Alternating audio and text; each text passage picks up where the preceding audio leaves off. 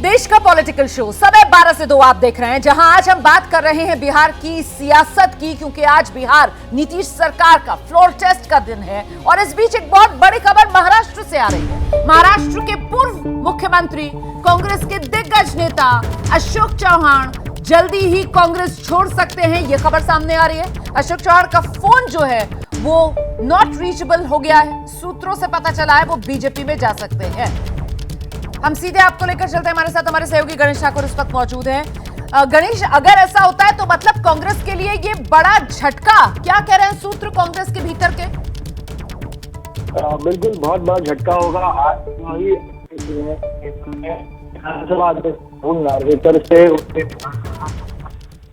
मुलाकात, आवाज साफ नहीं आ रही है गणेश ठाकुर, आपकी आवाज साफ नहीं आ रही है। दोबारा से बात करने की मैं कोशिश करूंगी। देखिए, अशोक चौहान के बीजेपी में जाने की चर्चा है। आप जानते हैं किस तरीके से पिछले दिनों मध्य प्रदेश में जो पूर्व मुख्यमंत्री, कांग्रेस के दिग्गज नेता कमलनाथ, उनके नाम पर भी इसी तरीके की चर्चा सामने आई थी। उनके नाम को लेकर भी ऐसी ही सुगबुगाहट। और अब मध्य प्रदेश के बाद महाराष्ट्र, और यहां पर एक और कांग्रेस के दिग्गज नेता, नाम अशोक चौहान। आप जानते हैं अशोक चौहान जो हैं, उनके पिता भी महाराष्ट्र में मुख्यमंत्री रहे हैं। शंकर राव चौहान कांग्रेस के पुराने नेता रहे हैं अशोक चौहान। और ऐसे में अगर अशोक चौहान जाते हैं कांग्रेस छोड़कर, बीजेपी का दामन थामते हैं, तो यकीनन कांग्रेस पार्टी के लिए यह बहुत बड़ा झटका माना जाएगा, वो भी एन लोकसभा चुनाव से पहले। और फिर इसी साल अक्टूबर में ही महाराष्ट्र में विधानसभा चुनाव भी होने हैं। एक बार फिर से जरा बात करने की कोशिश करते हैं गणेश ठाकुर से। जी गणेश, अगर मेरी आवाज मिल रही है तो फिर जवाब दीजिए, किस रूप में यह खबर सामने आई है, कांग्रेस के लिए कितना बड़ा झटका होगा अगर सच होती है तो?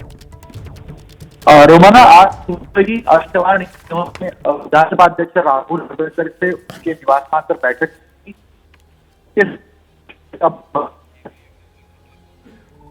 नहीं, दिक्कत आ रही है। मैं बाद में बात करने की फिर से कोशिश करूंगी आपसे। अभय जी से एक रिएक्शन लेते हैं। सर, पहले कमलनाथ के नाम को लेकर इसी तरीके की चर्चा, अब अशोक चौहान के नाम को लेकर चर्चा। और अशोक चौहान मतलब खानदानी कांग्रेसी, वो छोड़ के जा रहे हैं कांग्रेस, ये चर्चा। एक बार फिर कांग्रेस जो है अस्तित्व के संकट का सामना कर रही है।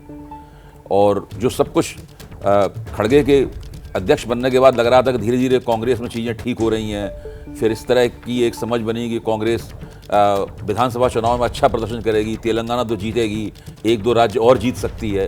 लेकिन जब से कांग्रेस ने 3 विधानसभाओं के चुनाव हारे हैं, उसके बाद से उसका ग्राफ लगातार नीचे जा रहा है। अब आप देखिए, राहुल गांधी की दूसरी यात्रा है, दूसरी यात्रा में कोई चमक नहीं पैदा हो रही है। और कांग्रेस लोग अपने जो सहयोगी दल हैं उनके साथ कोई सीटों का तालमेल भी अंतिम रूप नहीं दे पा रही है। उससे ज़्यादा भाजपा तेजी के साथ कांग्रेस से नेताओं को छीन रही है। नेताओं को उसके विपक्ष की एकता में शामिल होने से रोकने में भाजपा कामयाब है। तो इस वक्त बहुत बुरी स्थिति है कांग्रेस की, और कांग्रेस को बहुत जल्दी ही कुछ इस तरह के कदम उठाने चाहिए जिससे लोगों को लगे कि पार्टी में कुछ दम है और ये 2024 में भाजपा का कुछ मुकाबला कर पाएगी। बिल्कुल, देखिए इस वक्त बड़ी खबर इस रूप में सामने निकल कर आ रही है कि विधानसभा स्पीकर से मुलाकात की है अशोक चौहान ने, और राहुल नार्वेकर से जो ये मुलाकात हुई है अशोक चौहान की, इसके बाद कयास ये लग रहे हैं कि विधानसभा से इस्तीफा दे सकते हैं अशोक चौहान। ये बहुत बड़ी खबर है, पॉलिटिकल टाइमिंग के लिहाज से बड़ी खबर है। आप बात पूरी कीजिए, क्या कहना चाह रहे हैं? अब आप देखिए, जो व्यक्ति अभी मध्य प्रदेश में कांग्रेस की चुनाव मुहिम का नेतृत्व कर रहा था, इसके बारे में माना जाता था कि उसी के हाथ में मध्य प्रदेश की बागडोर जाएगी। अगर वो उस व्यक्ति के भाजपा में जाने की चर्चा होती है, हाँ। वो खंडन करते हैं, लेकिन वो साथ में ये भी कहते हैं कोई कहीं भी जाने के लिए स्वतंत्र है। हाँ। और फिर उनके बेटे के बारे में तो माना जा रहा है कि वो निश्चित रूप से भाजपा में चले जाएंगे। इससे आप पता लगा सकते हैं कि कांग्रेस इस वक्त किस बुरी हालत में है। बिल्कुल, एक बार फिर से जरा बात करने की कोशिश करते हैं। गणेश, आपकी आवाज साफ नहीं आ रही है, अब जरा अपनी बात रखने की कोशिश कीजिए, शायद इस बार साफ आवाज आए। जी रोमाना, देखिए आज सुबह नार्वेकर से मिलने अशोक चौहान पहुंचे थे, उनके निवास स्थान पे पहुंचे थे, तब से ये बातें शुरू हुई।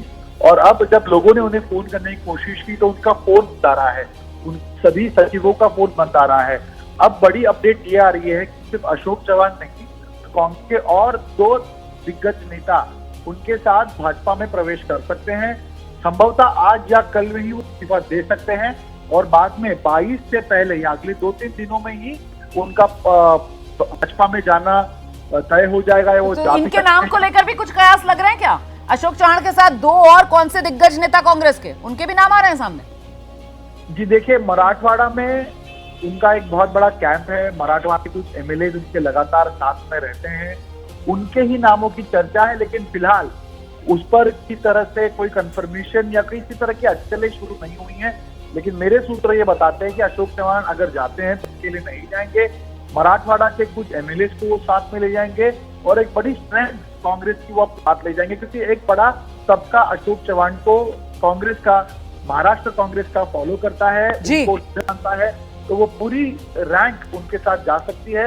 और इसीलिए अब जोड़ तोड़ का गणित उनकी तरफ बिठाया जाएगा, तभी उनके फोन नॉट रीचेबल पहुंचे हैं। बहुत शुक्रिया आपका गणेश ठाकुर इस तमाम अपडेट के लिए। जल्दी से दिबांग का एक रिएक्शन लेते हैं। दिबांग, क्या लग रहा है ये किस रूप में देखा जाएगा? ये इन नेताओं के, अच्छा इस वक्त बड़ी खबर आ रही है, जो जानकारी मिल रही है उसके मुताबिक आपको बता दें, सूत्र ये जानकारी दे रहे हैं कि विधानसभा अध्यक्ष से मुलाकात करके, राहुल नार्वेकर से मुलाकात करके इस्तीफा सौंप चुके हैं, इस्तीफा सौंप चुके हैं अशोक चव्हाण। ये बड़ी खबर सामने आ रही है।